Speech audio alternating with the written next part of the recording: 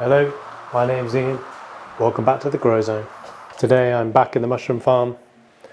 I'm building in a 40-foot shipping container. I have a couple of things to show you. I have a new box that's arrived that's just behind me. I have a change of plan for the fans and the ventilation, and I'll go through the calculations which I got completely wrong. The other thing that I have to show you is the completion of the wall. The door is finally in and finally shuts properly, and I have these boards which I am going to try and offer up today. Okay, so come with me down the back here. I'm going to show you change of plan. So we have this wire here which isn't installed. It's also not plugged into the fuse box, so don't worry, it's not live. This runs on a rail all the way down through the partition wall at the end there and into the fuse box.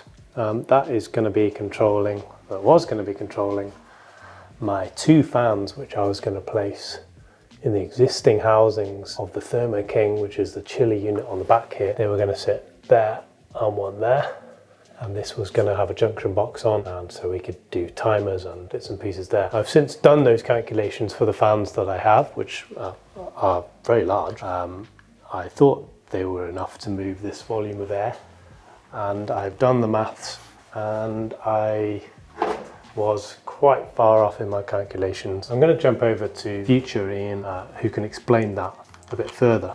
So I'll jump over to me now in the office where I have my laptop and the calculations, and then I'm going to show you what's in the box at the front.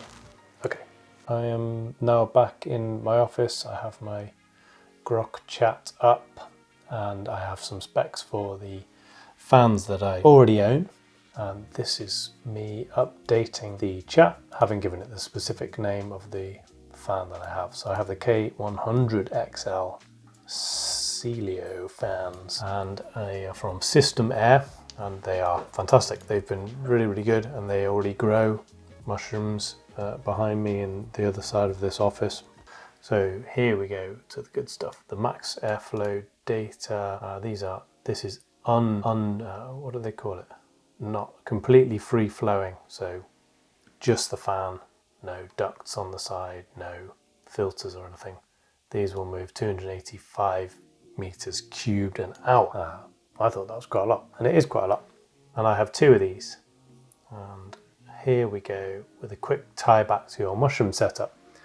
With this module's higher max flow, 285 meters cubed per hour fan versus the 180 with the standard K100. I gave it the specs for the K100, not the K100XL. Two fans could hit 570 meters cubed per hour unloaded. And that's actually a pretty key word, because I'm going to have filters, ducting, and way better for your chamber, 57.3 meters cubed. This is taken into account that it's a high cube 40-foot shipping container.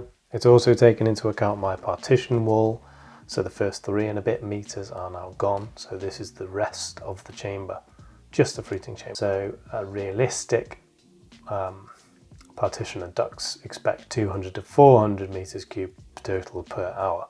This gives 3.5 to 7 air changes, which is a continuous operation, close to your 8 air change goal. For exact 6 air changes per hour, 343 meters cubed per hour total, duty cycle 85% to 100% depending on resistance, which this is going off it being unloaded. Again, I would have ducting, I'm going to have filter. Yeah, I'd have to run the fans continuously with 100 watt total draw, which is quite good at calculating the power usage for me there. So this is where I ended up searching for bigger fans. This fan's a beast. This brings us nicely to the mystery box. I explained that I'm going to be preheating this area that we're in now, and then to equalize the pressure when the fans at the back of the room start extracting, I'm going to have 2 passive fans in this partition wall, which will have vents on the inside of the fruiting chamber, which will open when the air gets pulled. That will then pull in hot air from here, which I hope will have enough oxygen to replace the fruiting chamber, remove the CO2 out the back of the fans. And yeah, I think I'm probably forgetting something, or maybe that's not going to be enough oxygen. What do you guys think? Please let me know in the comments if you think I'm mad, if you think I'm missing something. If I'm going to have pressure issues, do I need another hole in the side of the container here, but then that will pull in cold air? Do I need to preheat it? I have this little guy running in the corner, and I think this will live in this room, preheating this area. It will pull in, which will then pull in hot air into the fruiting chamber. Is that going to be enough? Do I need an oil heater? Many questions. Man, it feels so out of my depth.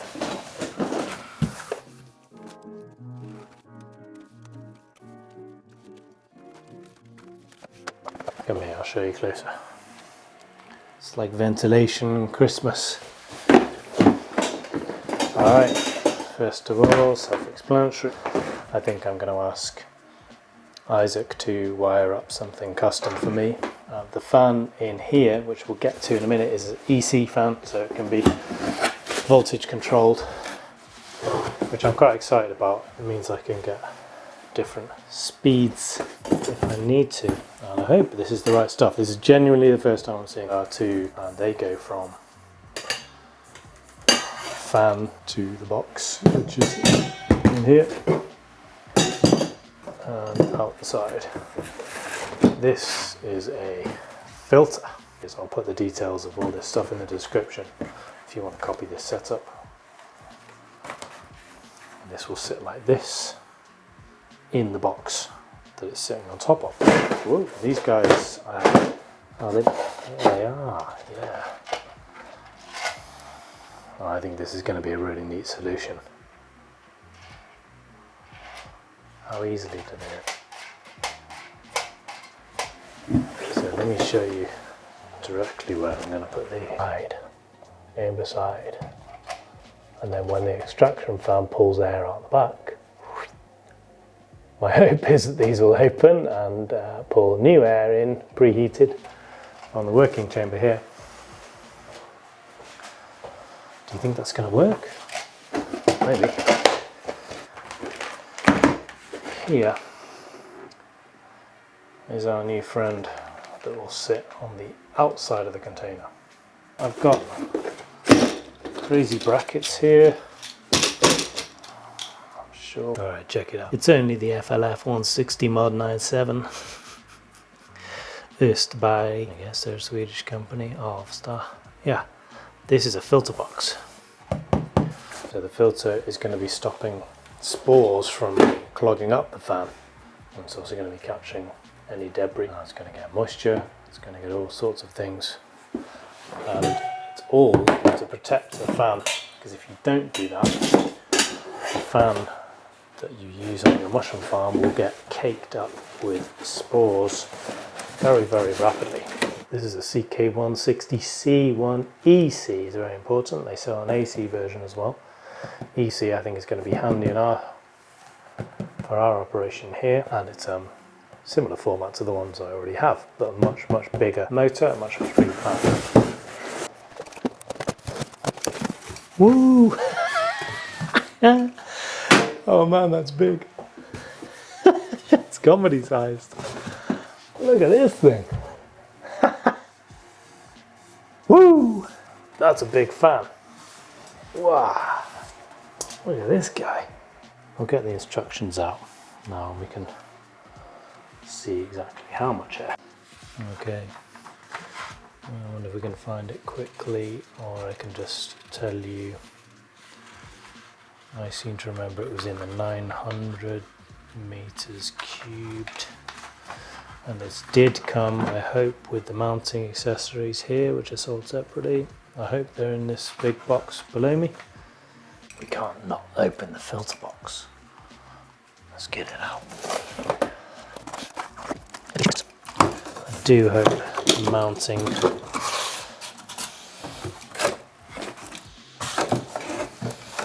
wow. That's a beast as well. Okay, so come with me down the back here and I'm going to show you my new plan for fans. Because we already have our power wire that's run all the way down to here like I showed you earlier, I was going to go out the back and the holes for the fans are just in there. I think instead I'm going to block those off as best I can, insulation or foam or anything so that no air comes in or no air goes out. And I'm going to mount my fan and my filter box from the ceiling here in the corner.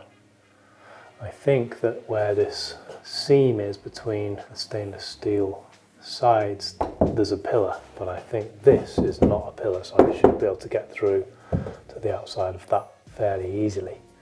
And then we have our new grill, which will be on the outside of the container. Then we have the fan. Then we have the filter box. Then off the filter box will come tubing and probably lay down.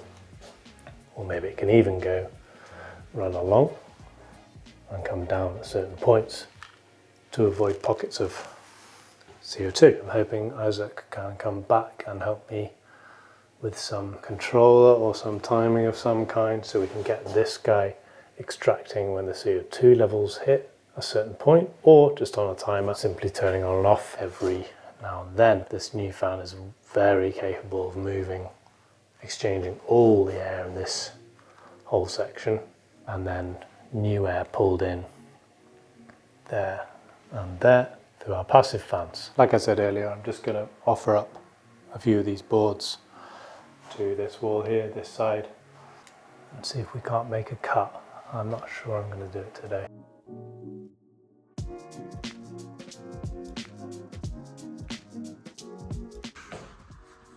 Okay, the camera died during the time lapse. First panel on the wall, pretty pleased with that actually.